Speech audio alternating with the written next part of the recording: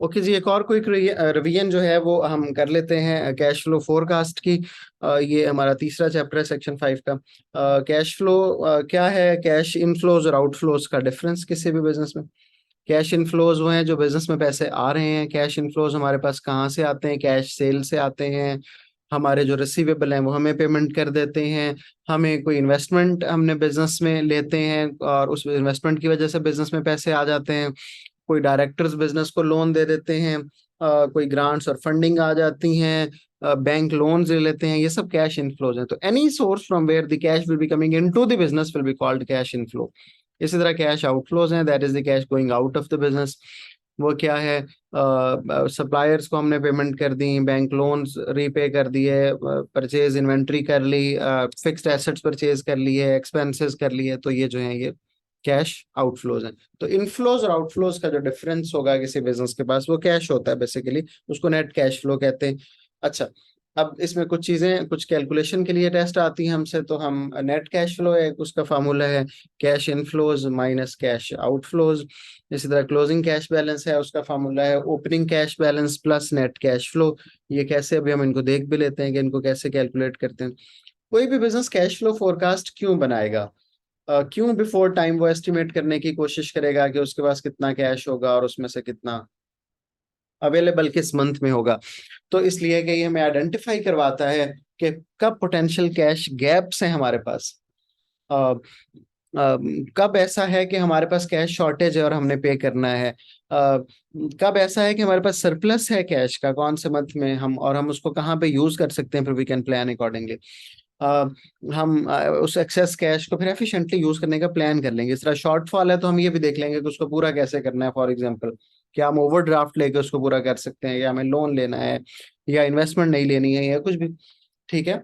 तो इसमें what if question है एक, कि अगर हमारे पास कैश नहीं होगा तो क्या होगा, अगर हमारे पास एक्स्ट्रा कैश होगा तो क्या होगा। तो अगर हम कैश फ्लो स्टेटमेंट बना लेते हैं तो फिर इस व्हाट इफ क्वेश्चन को हम ज्यादा अच्छे तरीके से सॉल्व कर सकते हैं।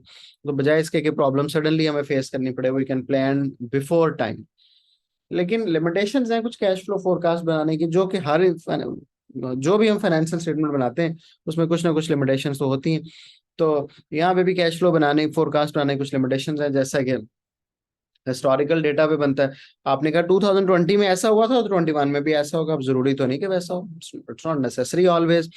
Okay, secondly it's always estimate, so it can always go inaccurate. जरूरी तो नहीं है कि सही हो जाए।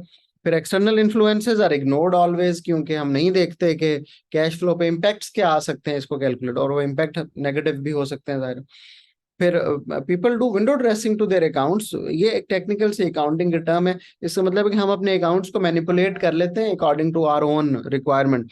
हम ये कहते हैं, अच्छा ओके, साल के एंड में बहुत सारा कोई एसेट्स या कोई इन्वेंट्री बेच दें फॉर एग्जांपल, और उसकी बेस पे फिर हम ज्यादा सारा कैश हमारे पास आ जाएगा ताकि हमारी कैश बैलेंस अच्छी शो हो। तो ये मैनिपुलेशन है, जाहिर है, ये ट्रू डेटा पे रिप्रेजेंट नहीं होता।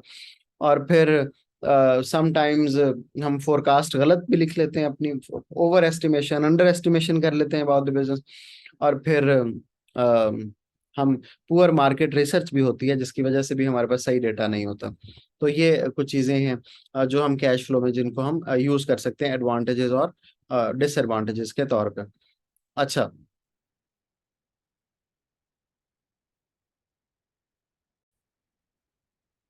तो बेसिक इंट्रोडक्शन लेने के बाद हम ये समझने की कोशिश करते हैं कि बिजनेस को कैश फ्लो प्रॉब्लम्स जनरेट क्यों होते हैं और बिजनेस उनको सॉल्व कैसे कर सकते हैं। कैश फ्लो प्रॉब्लम्स क्यों जनरेट हो सकता है?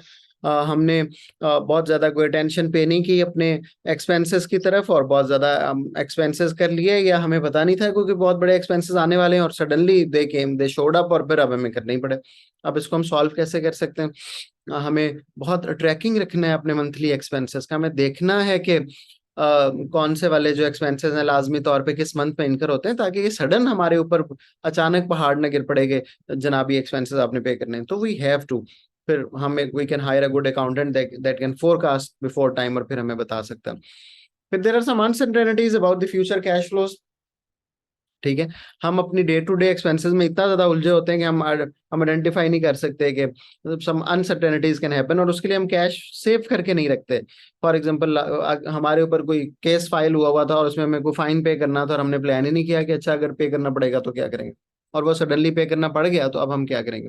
इसलिए हमें क्या करना है, maintain a 6 month cash flow projection. हमें रेवेन्यू और एक्सपेंसेस बना के रखने हैं हमेशा, और उसमें हमें आइडेंटिफाई करना है कि कौन से मंथ में ज्यादा कैश आउटफ्लो हो सकता है। बाज दफा कैश फ्लो प्रॉब्लम इसलिए भी होते हैं कि हमारे कस्टमर बहुत स्लो पे कर रहे होते हैं। तो फिर हमें कंसिस्टेंट पॉलिसी उसके लिए बनानी है, जो कि हमने कुछ डिस्कस भी की 5.1 में, कि हमें बहुत इंश्योर करना है, सॉफ्टवेयर लगाने हैं, रिमाइंडर्स देने हैं ताकि वो हमें टाइमली पे कर सकें। And sometimes we can give them some cash discounts भी। अच्छा, इफ यू पे अर्लियर तो हम आपको इतना डिस्काउंट देंगे 5% फॉर एग्जांपल, जिसकी वजह से आपके लिए आसानी हो जाएगी हमें पे करने में। तो this is what we can do for them. अच्छा जी, इसके अलावा समटाइम्स ऐसा भी हो सकता है कि हमारी सेल्स और प्रॉफिट्स बहुत ज्यादा कम हो रहे हो, और उसके लिए भी कैश फ्लो प्रॉब्लम्स आ सकते हैं। तो फिर हमें अपने ओवरहेड एक्सपेंसेस को रिड्यूस करना है लाजमी तौर पे, जैसे कि हमने कैपेसिटी यूटिलाइजेशन वाले चैप्टर में भी पढ़ा था कि हमें रैशनलाइजेशन करनी होती है। और वो जो रैशनलाइजेशन है वो बहुत बेनिफिट देती है हमें, बहुत हेल्प आउट करती है इस प्रोसेस में, कि हम अपनी फिक्स्ड कॉस्ट को रिड्यूस कर लें। सीजनल वेरिएशन भी आ सकती हैं, उसके लिए हम बिफोर टाइम प्लान करते हैं उस सीजनल वेरिएशन को सॉल्व करने के लिए। तो ये एक इंट्रोडक्शन था कैश फ्लो फोरकास्ट को।